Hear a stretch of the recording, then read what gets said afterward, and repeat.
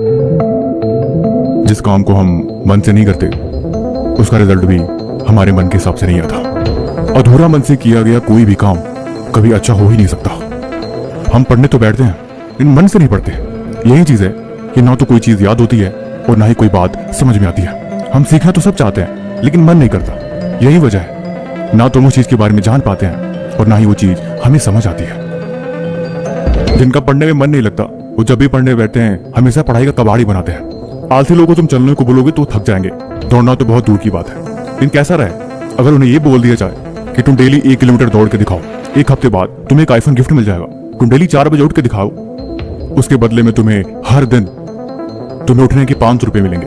वो इंसान फटाक से उठ जाएगा क्योंकि उसके आगे एक लालच है। पिछले हफ्ते मैंने एक कहानी सुनाई थी, शायद आपको याद नहीं, लेकिन चलो मैं फिर से सुनाता हूँ। नगर में एक बहुत ही मशहूर कारपेंटर था। कारपेंटर वो जो घर बनाने काम करते हैं। उसकी कारीगरी इतनी माहिर थी कि छोटी से छोटी डिटेल भी बहुत ही अच्छे से करता था। उसके काम की तारीफ दूर दूर से लोग करने आते थे कि वाह कितना सुंदर घर बनाया है, तुम्हारे घर को देख के आंखें हट ही नहीं रही, आखिर तुम इतनी कारीगरी कैसे कर लेते हो, बिना किसी मशीन की मदद से इतना सुंदर घर कोई कैसे बना सकता है। वो सिर्फ एक ही जवाब देता कि दरअसल मैं इस काम को मन से करता हूँ, मैं जब भी इस काम को करता हूँ मैं खो जाता हूँ, मुझे कुछ दिखाई नहीं देता, मुझे ना तो किसी की बातें सुनाई देती है और ना ही किसी और तरफ मेरा ध्यान जाता है। मैं इस काम में अपना पूरा सहयोग के साथ अपना 100% देता हूँ, जिसकी वजह से जो रिजल्ट है वो आप लोगों के सामने है। धीरे धीरे समय बीतता गया।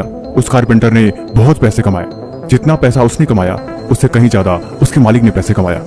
धीरे धीरे वो बूढ़ा हो चला था, काफी वक्त गुजर गया।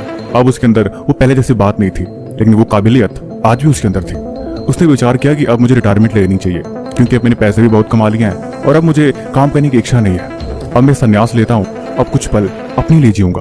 उसके मन में विचार आया और अगले दिन वो अपने मालिक के पास गया और बोला, मालिक दरअसल मैं इस काम को छोड़ना चाहता हूँ। मैं चाहता हूँ कि अब मैं कुछ वक्त जिंदगी के आखिरी पल अपने लिए जीऊँ, इसीलिए अब मैं रिटायर होना चाहता हूँ। मालिक ने तो कुछ नहीं बोला, लेकिन मालिक को चिंता सताने लगी। अब ऐसा मालिक भला कौन चाहेगा कि उसके यहाँ का एक मशहूर कारपेंटर काम छोड़ के चला जाए। उसका तो धंधा ही ठप हो जाएगा। लेकिन फिर भी उसने बचपन से उनके यहाँ काम किया था, ना चाहते हुए भी मना नहीं कर सका। उसने बोला, ठीक है तुम जाओ, इसके बारे में कल बात करते हैं। तो उसने बोला, ठीक है मालिक, इसके बारे में आप विचार करके मुझे जरूर बताइएगा। अगले दिन सुबह वो कारपेंटर फिर से उठा और काम पे चला गया। मालिक से पूछा कि मैंने कल आपसे रिटायरमेंट की बात करी थी, इसके बारे में आपने क्या विचार किया। मालिक बोले, ठीक है तुम रिटायर हो जाओ, लेकिन मेरी एक आखिरी इच्छा ये है कि मैं चाहता हूँ कि तुम अपनी जिंदगी का आखिरी घर तुम मुझे बना के दो। कारपेंटर को मन ही मन बड़ा गुस्सा सा आया कि आज मेरे रिटायरमेंट के दिन है और आज मुझे विदाई देनी चाहिए और इसने मुझे एक और काम दे दिया। लेकिन खैर, अब मालिक ने बोला और वो भी दिन के आखिरी वाले, फिर तो करना ही था। उसने ना चाहते हुए भी अपने हथियार उठाए और काम पे चला गया। हालांकि उसने पहले रिटायरमेंट का मन बना लिया था। उसने मन में बात सोच रखी थी कि वो काम नहीं करेगा, अब हथियार नहीं उठाएगा। लेकिन मालिक ने बोला था फिर तो करना ही पड़ेगा। जैसे तैसे ना चाहते हुए भी, उसका मन न लगते हुए भी उसने जैसे तैसे उस काम को खत्म किया। शाम तक मालिक के यहाँ गया और बोला, मालिक आपका आखिरी घर तैयार हो गया है, अब बताइए अब मेरे लिए क्या आ गया है। मालिक बोले, दरअसल मैं तुम्हें सरप्राइज देना चाहता था। उसने बोला, सरप्राइज? कैसा सरप्राइज? उसने बताया कि दरअसल मैं तुम्हें घर गिफ्ट में देना चाहता था, इसलिए मैंने सोचा कि तुम अपने जीवन का आखिरी घर सुंदर सा बनाओ और उस घर को मैं तुम्हें गिफ्ट दूं। हाँ ये बात सच है, ये घर मेरी तरफ से तुम्हारे लिए तोहफा है, तुम इसे मालिक का प्यार समझ के अपने पास रखो। वो कारपेंटर मन ही मन बहुत उदास हो गया, ऐसे मानो जैसे मन ही मन उसे कोई बात चुभ रही हो कि इतनी बड़ी गलती, इतनी बड़ी बेवकूफ़ी आखिर मैंने कैसे कर दिया। काश मुझे बात पहले पता होती कि घर मुझे मिलने वाला है। मैं अपनी पूरी जिंदगी की तजुर्बा और पूरी जिंदगी की अच्छाई इस घर में लगा के इस घर को सबसे सुंदर बनाता। मेरी उस कारीगरी का लोग इतना तारीफ करते हैं तो मैं भला अपने लिए इतना गंदा घर कैसे बना सकता हूँ। काश ये बात मुझे पहले पता होती, या फिर काश इस घर को भी मैंने अपने मन और काबिलियत के साथ इसमें पूरा ध्यान देके बनाता तो शायद आज मैं उदास नहीं होता। लेकिन खैर, उसे अपने किए का पछतावा हुआ। ये कहानी छोटी सी है लेकिन सबक बहुत बड़ा। देखो, जीवन में एक बात हमेशा याद रखना, वो एक कहावत है ना कि किसी काम को करो तो मन से करो, या तो उसे करो मत। क्योंकि जब हम किसी काम को मन से करते हैं तो उस काम में अपनी सारी अच्छाई, अपनी सारी कोशिश, हम कोशिश करते हैं कि जितना अच्छा से अच्छा हो सके, जितना बेहतर से बेहतर हो सके, हम उस काम को करके दें। क्योंकि हम उस काम में अपना 100% देते हैं, और जब हम किसी काम में अपना 100% देते हैं तो उसका रिजल्ट हमेशा अच्छा ही होता है। कहते हैं जल्दी काम शैतान का। उस कारपेंटर ने घर तो बनाया था, लेकिन उसको देख के लग रहा था जैसे मानो कि किसी बच्चे ने बनाया हो, किसी नौसिखिया ने हाल में सीख के उस घर को बनाया। देखो, मेहनत करने वालों की एक सबसे अच्छी आदत होती है कि किसी भी काम को करते हैं उसमें अपना जी जान लगा देते हैं, और यही चीज उन्हें कामयाब बना देती है। देखो, पैशन शुरू से ही किसी के अंदर नहीं आता। काम करने की काबिलियत और उस काम में लगा हुआ उनका ध्यान और उस काम को कितनी दिलचस्पी के साथ कर रहे हैं, यही चीज उस काम में उन्हें माहिर बनाती है।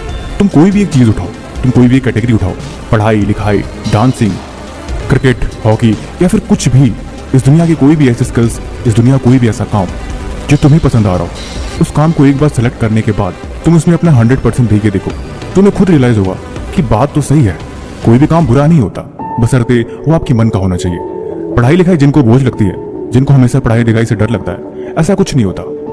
देखो, ये बात शायद सच है कि जिंदगी में पढ़ाई लिखाई सब कुछ नहीं है। कामयाब होने के लिए इंसान के पास और भी बहुत सारे ऑप्शंस हैं, लेकिन ये बात भी हमें माननी चाहिए कि इस दुनिया में कोई भी ऐसा ऑप्शन नहीं जो बिना मेहनत के मिलता हो।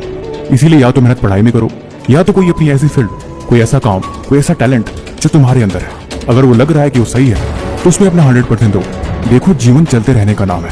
अगर तुम्हें रास्ता मिल गया है तो तुम चलो, तुम उसमें अपना 100% दो। लेकिन अगर तुम्हें वो रास्ता पसंद नहीं तो तुम अपना रास्ता बनाओ। लेकिन उसके लिए एक शर्त है कि तुम्हें तब तक इसी रास्ते पर चलना होगा जब तक कि तुम अपने उस रास्ते को ढूंढ नहीं लेते, और तब तक कि जब तुम्हें लग जाए कि वो रास्ता सही है और उसी में तुम खुश हो, फिर तुम्हें वो रास्ता अपना लेना चाहिए। देखो, जिंदगी में किसी को फर्क नहीं पड़ता कि तुम क्या करते हो क्या नहीं करते। अगर तुम कामयाब हो और तुम्हारी कामयाबी का रास्ता लोगों की भलाई के लिए है, फिर तुम्हें चाहिए कि तुम जी जान लगा के उसमें मेहनत करो। सोचो मत, शुरू करो, रो मत, तुम बस चल पड़ो। कामयाबी मिलेगी तुम्हें, बस तुम चलो तो सही। सपने होंगे साकार, बस तुम आगे बढ़ो तो सही। तुम ये ना सोचो कि रास्ता कैसा है, अगर है जिद तो बस चलते रहो। जो जैसा है वो वैसा है। अगर है भरोसा तुम्हें खुद पे तो यकीनन एक दिन जीत जाओगे तुम। हर मंजिल मिल जाती है मेहनत करने से, इस बात को भी एक दिन सीख जाओगे तुम।